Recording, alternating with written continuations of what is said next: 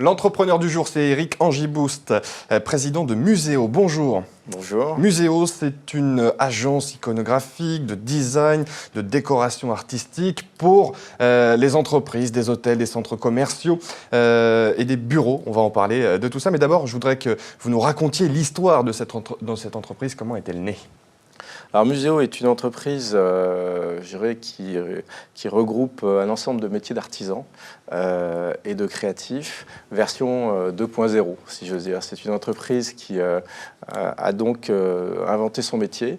Aujourd'hui, on travaille dans l'iconographic design. C'est un mot qu'on a inventé, on n'en a pas trouvé d'autre. On produit des low artworks, alors quoi, un nom un peu savant. On va revenir dessus. Qu'est-ce que le artworks ? Et en fait, ce sont des lots artistiques avec un objectif décoratif. Donc en fait, on met l'art au service du design et on accompagne dans l'hôtellerie, puisque c'est une grosse partie de notre marché, enfin, ce qu'on appelle l'univers de l'hospitality, hôtellerie, restaurant, résidence de personnes âgées, résidence étudiantes, les grands décorateurs, et on produit pratiquement tous les lots artistiques qui sont un ensemble de choses faites pour répondre à un brief, faites pour répondre à une histoire, et donc on scénographie tout ça, et l'idée c'est de créer un vrai parcours émotionnel, suggestif, de façon à ce que les gens retiennent ça comme une expérience très positive et stimulante. Et comment ça se passe ? Vous avez les mains libres dans la création, vous répondez à un cahier des charges donné par un hôtel, un restaurant ? Toutes les configurations existent. On a parfois des gens qui ne savent pas ce qu'ils veulent. Alors avec eux, on met en place ce brief, parce que nous, on est très rigoureux là-dessus. Vous allez voir l'histoire de votre client pour après la mettre en scène sur les murs. Voilà, exactement. C'est qu'est-ce qu'on veut raconter. Et tout l'art, en fait, il est là. C'est qu'on est sorti de l'art statutaire, où on pose une collection, on pose des œuvres qui n'ont pas beaucoup de sens entre eux. Ça, c'est pas notre métier. Notre métier, c'est vraiment de partir d'un brief très précis, disant qu'est-ce qu'on veut raconter. Alors, est-ce qu'on veut faire émerger l'histoire du lieu, l'histoire de l'entreprise, les valeurs du patron, enfin, tout est possible. Et une fois qu'on a défini ce brief, on va aller chercher dans les œuvres disponibles ou les artistes qui peuvent travailler ce sujet-là, un ensemble de low artworks, ce qu'on appelle artworks. Alors, dans les low artworks, c'est bien sûr des photos d'art, c'est des reproductions de tableaux, mais ça peut être du papier peint, ça peut être des plafonds lumineux, des ça peut être autocollants, exactement, des stickers, etc. Et donc, on va créer ce parcours avec une mise en scène, donc de la scénographie de tous ces low artworks, encore une fois.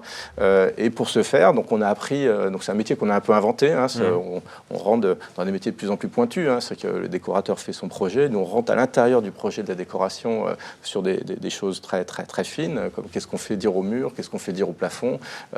Et dans ces univers-là, on a donc inventé ce métier, donc on est devenu encadreur, on est imprimeur, on est ébéniste, on est fabricant d'abat-jour. Représentés chez Muséo. Tous ces métiers. Et ce qu'on a fait pour trouver un modèle économique viable, c'est qu'on est devenu un intégrateur de tous ces métiers. C'est-à-dire que si on se concentrait uniquement au départ sur l'iconographie, on ferait quelques dizaines, voire quelques petites centaines de milliers d'euros.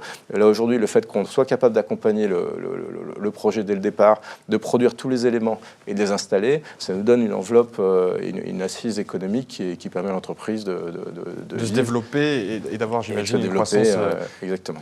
Supplémentaire. Vous avez évoqué le terme 2.0 pour qualifier votre entreprise tout à l'heure. Ça veut dire quoi ? Parce qu'on ne voit pas forcément le rapport entre le 2.0, le digital, le web, le numérique et l'art dont vous nous parlez depuis le début. Et je pense qu'on est un exemple intéressant puisque nous, en fait, on a additionné un certain nombre de métiers d'artisans et que l'on a numérisé. Grâce à la digitalisation. Grâce à la digitalisation, c'est-à-dire que du départ jusqu'à la fin, donc on est un imprimeur numérique, on est un créatif au départ fortement impliqué avec des outils comme Photoshop, comme AutoCAD, etc. Donc on est encore dans le numérique. On travaille dans toute cette chaîne numérique jusqu'au bout. On a également mis en place tous les outils modernes, CRM, etc., qui permettent d'avoir de gestion de projet, tout ça digitalisé et dématérialisé, qui nous permet d'avoir ces anciens métiers. On se concentre sur un savoir-faire. C'est l'artisanat 2.0. C'est l'artisanat 2.0. On est d'ailleurs EPV, entreprise du patrimoine vivant, et j'ai d'ailleurs été très, très satisfait qu'on ait obtenu ce label, puisque ce label regroupe des entreprises qui ont souvent 3-4 siècles d'existence, et l'ouverture d'esprit aujourd'hui a permis de montrer que notre métier était justement moderne, et qu'on a effectivement on fait basculer des métiers artisanat dans les métiers 2.0, et grâce à la digitalisation. Voilà.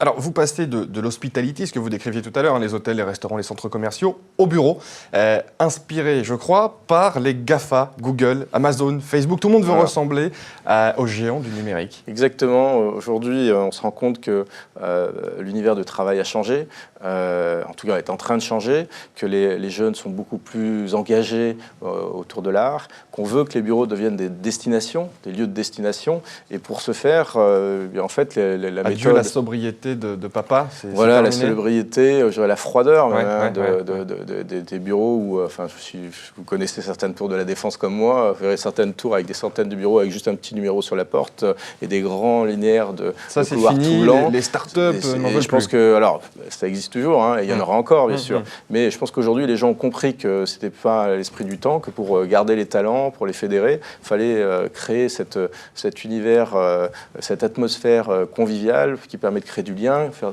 pousser l'échange, et donc ils veulent tous un campus, ils veulent tous des bureaux de Google, ils veulent tous des bureaux d'Amazon. Un baby-foot, une table de ping-pong. Voilà, et nous c'est ce qu'on sait faire en fait. Alors, ça vous arrange bien finalement. Donc finalement, bah oui, c'est un nouvel axe qu'on commence à faire. On le fait étonnamment, on le fait beaucoup plus en Angleterre aujourd'hui que sur une filiale en Angleterre, à Londres, et on est beaucoup plus identifié dans les bureaux à Londres qu'on l'est à Paris. On n'a pas fait beaucoup d'efforts pour ça à Paris encore, mais on est en train d'y aller. Voilà. Rapidement, avant d'évoquer Croissance Plus, le e-commerce, c'est important pour votre entreprise? Alors, on a lancé un site e-commerce il y a 3 ans maintenant, et qui s'appelle museo.com. Et Museo avec un Z, je le précise. Et en fait, ça représente aujourd'hui pratiquement 10% de notre chiffre d'affaires. Et je pense que ça continuera de se développer de manière significative. Comment est-ce qu'on s'impose sur ce terrain aussi concurrentiel qu'est le web? C'est dur. Alors, en plus, nous, on a changé un peu de métier, parce que notre univers est du B2B. Et là, le web nous a permis d'appréhender le B2C. Donc, c'est un métier que j'ai appris, qu'on a appris. C'est dur, c'est beaucoup d'investissement, c'est beaucoup de travail. Ce sont des métiers qu'on invente, donc je pense qu'il n'y a pas de solution non plus toute faite. Il faut tester beaucoup de petites choses. Et petit à petit, on finit par peaufiner et trouver ce modèle. Nous, aujourd'hui, on a réussi à se positionner très haut dans la chaîne de valeur de la reproduction d'œuvres d'art, parce qu'en plus, sur Internet, ça n'a pas de nom ce qu'on fait. Les gens savent ce que c'est qu'une œuvre d'art, les gens savent ce que c'est qu'un poster. Nous, on est juste au milieu, ça n'a pas de nom. Les Anglais ont un nom, ça s'appelle art print. En France, il n'y a pas de nom. Ça peut être une reproduction à la main. En plus, reproduction, c'est pas très beau comme nom, un peu anxiogène. Et donc, on a réussi à se positionner très haut de gamme sur cette chaîne, là où nos concurrents américains notamment ont un panier moyen 3 fois, 4 fois moins élevé que le nôtre. Donc, on a réussi à imposer ça, encore une fois, en mettant en avant le côté artisanal, fait par des boulistes à la main, des vrais encadreurs, et on fait ça dans le centre de Paris, parce qu'on a 1000 mètres carrés d'atelier juste à côté du Marais, dans le 11e arrondissement, et c'est quelque chose qui commence à se faire connaître.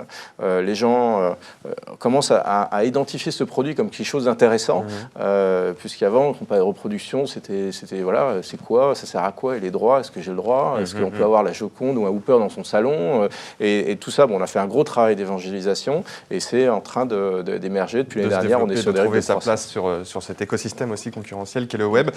J'imagine que vous avez été pioché des idées chez Croissance Plus auxquelles vous appartenez. Alors oui, Croissance Plus, moi je n'ai jamais fréquenté un panel aussi brillant d'individus. Voilà, je le dis, Croissance Plus est impressionnant par la qualité de ses membres, bien sûr, la qualité de sa gestion, son ambition. Et chez Croissance Plus, effectivement, on fréquente des gens qui ont les mêmes préoccupations que nous, qui nous expliquent quels remèdes ils ont pu apporter à des problématiques similaires. Et c'est un fantastique lieu d'échange et